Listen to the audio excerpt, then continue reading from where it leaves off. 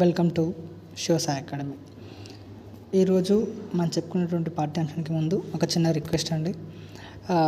మా వీడియోని అందరూ చూస్తున్నారు, ఆదరిస్తున్నారు, కానీ సబ్స్క్రైబ్ చేసుకోకుండా చాలామంది చూస్తున్నారు. 80% మెంబర్స్ సబ్స్క్రైబ్ చేసుకోకుండా చూస్తున్నారు.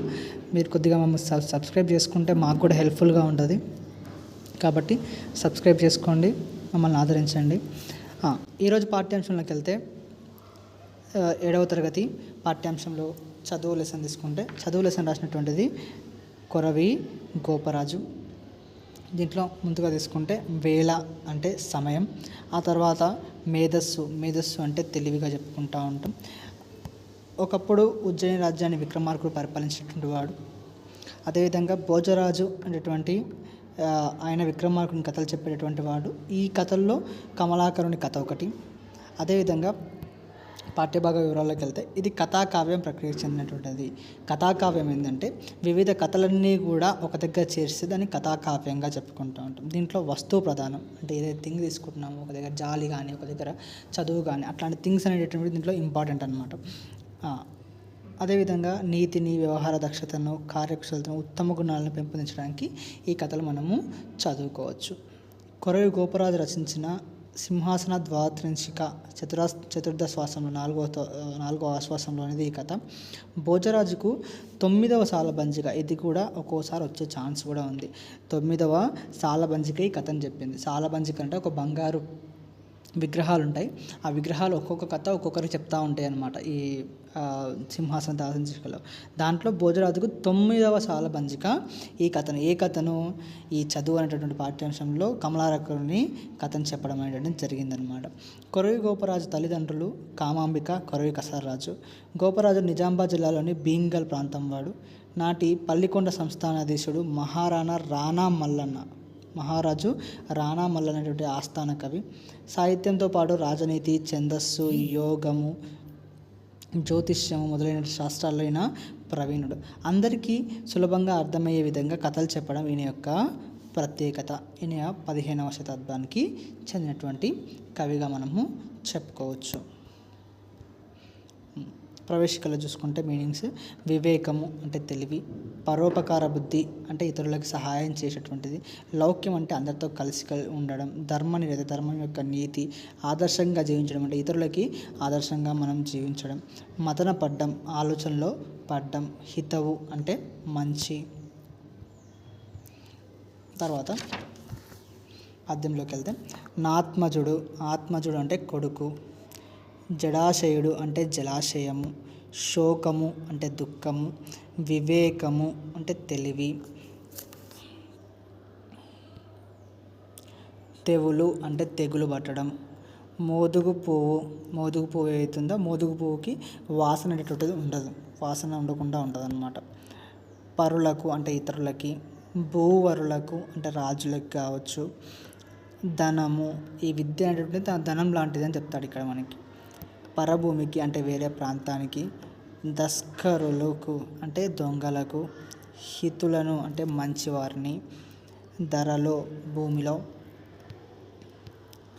ధ్రువ ప్రబంధ సంపద అంటే సంగీత, సాహిత్య, నాట్య విశేషాలు ఏవైతే ఉన్నాయో వాటిని ధ్రువ ప్రబంధ సంపదగా చెప్పుకుంటూ ఉంటాం. సంగీతం కావచ్చు, సాహిత్యం కావచ్చు, నాట్యం కావచ్చు, ఈ 3 కళల్ని మనం ధ్రువ ప్రబంధ సంపదగా చెప్పుకుంటాం. ఇది గుర్తుపెట్టుకోండి.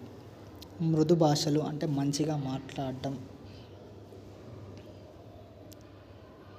సౌజన్యంబు మంచితనం, సత్సాంగత్యంబు అంటే మంచివారితో సాంగత్యం కలిసి ఉండడం, ఆశ్చర్యముగా దీనికి ప్రకృతి పదం, దీనికి వికృతి పదం అచ్చెరువు, ఆశ్చర్యానికి వికృతి పదం, శృంగము అంటే కొమ్ములు, తృణము అంటే గడ్డి, వక్త్రము అంటే ముఖము, సన్న అంటే సన్న, దీనికి వికృతి పదం సన్న, కరుణ అంటే జాలి, కళలు అంటే ఆర్ట్స్ అనమాట. ఇవి 64 కళలు ఉంటాయండి మనకి. గురు ఆనతి అంటే ఆశీర్వాదంగా చెప్పుకుంటాం. అదేవిధంగా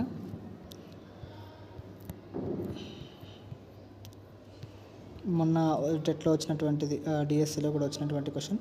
చదువని వాడు అడగ్నుడగు అంటే తెలివి లేనివాడవుతాడు అని అర్థం అన్నమాట. వివేకం అంటే మంచి వివేకం, మంచి తెలివి కలిగినటువంటి వాడు. నార్యులొద్ద, ఆర్యులు అంటే గురువులు, ఆర్యుల వద్ద అని అర్థం. ఇది పోతన భాగవతం నుంచి తీసుకుపోయినటువంటి పద్యం. ఇటువంటి అడిగాడండి మొన్న, కాబట్టి ఇటువంటి గుర్తుపెట్టుకోండి. అడగ్నుడగు అంటే ఏంది? తెలివి లేని వాడవడం. వాడు అగ్నుడు అంటే తెలివి లేనటువంటి, జ్ఞానం లేనటువంటి వాడుగా మనము చెప్పుకుంటాం. తర్వాత పాఠ్యాంశంలోకి వెళ్తే,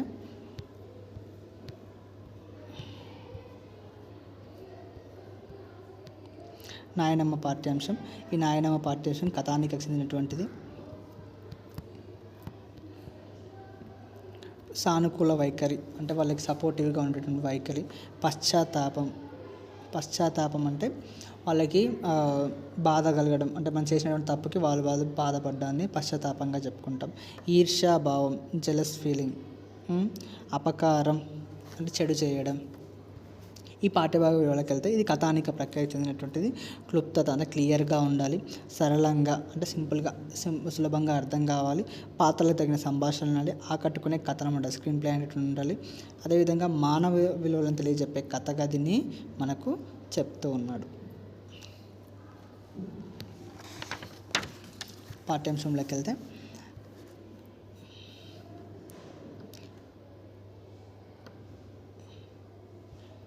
చల్లగుండు బిడ్డ అంటే మంచిగా ఉండు. పరుపు మెత్త చెద్దరు అంటే కప్పుకునేటటువంటిది. జపమాల మనం కౌంట్ చేస్తూ ఉంటాం కదా, జపమాల. దాన్ని 108 రుద్రాక్షలు కానీ అవి కానీ ఉంటాయి దాంట్లో, దాన్ని జపమాలగా చెప్తాం. ధూప అంటే దాహం అవ్వడం. బంగారం లెక్క చూసుకుంటున్నారు అంటే జాగ్రత్తగా చూసుకునేది జాతీయం అండి. చాతనవుతుంది అంటే నాకు శక్తి ఉంది, నా వల్ల అవుతుంది అని చెప్పేసి.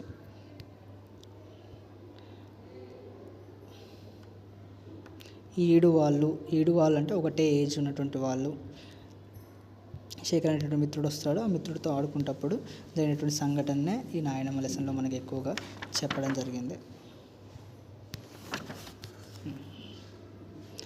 ద్వేషం, పగ, కోపం.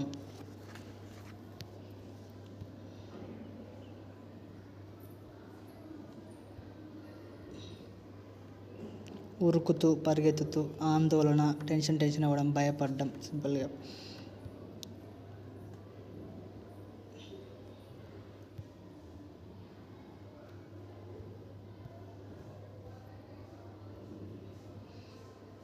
దవాఖానా అంటే ఆసుపత్రిగా చెప్పుకుంటూ ఉంటాం.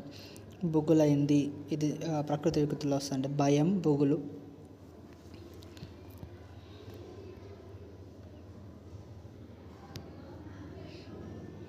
ముభావంగా అంటే మౌనంగా ఉండిపోవడం, ముందులా లేకపోవడం. విచారంగా అంటే బాధపడుతూ కూర్చోవడం.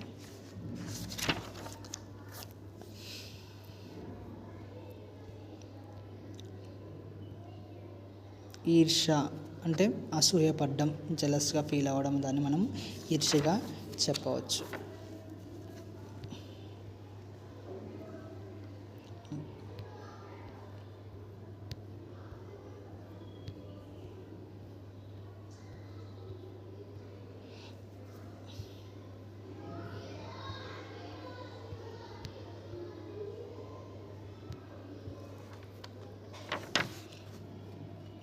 ఇప్పటివరకు ఈ పాఠ్యాంశం చూద్దాం. తర్వాత పాఠంలో నేర్చుకుందాం.